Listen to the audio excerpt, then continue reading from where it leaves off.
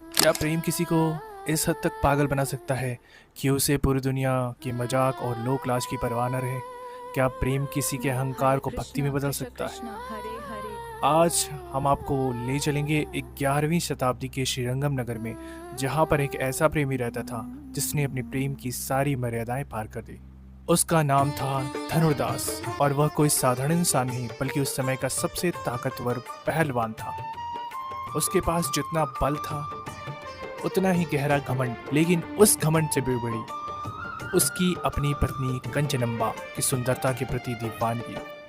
धनुर्दास का जीवन बस एक ही चीज के इर्द गिर्द घूमता था, अपनी पत्नी की आंखें। वह खाना खाते समय थाली की ओर नहीं देखता था, क्योंकि उसे डर था कि पलक झपकते ही वह रूप उसकी आंखों से ओझल हो जाएगा। सोते समय उसकी आखिरी और जागते समय उसकी पहली I नजर feel so lucky. बस अपनी पत्नी पर ही होती थी। उसने अपनी पत्नी को ही अपनी दुनिया का केंद्र मान लिया था।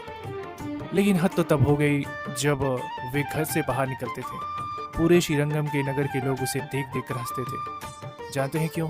क्योंकि धनुर्दास सड़क पर उल्टा चलता था और उसकी पीठ कभी भी उसकी पत्नी की तरफ न हो।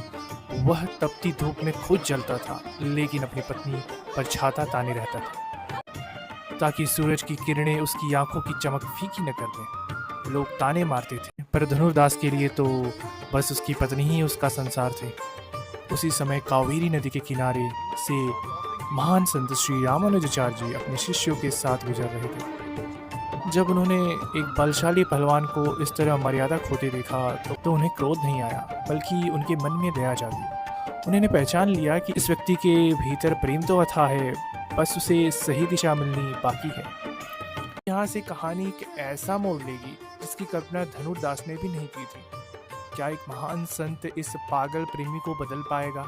और क्या होगा जब रामानुजाचार्य जी उसे एक ऐसी चुनौती देंगे जिसे वो ठुकरा नहीं पाएगा? जानने के लिए इंतजार करिए भाग 2 का।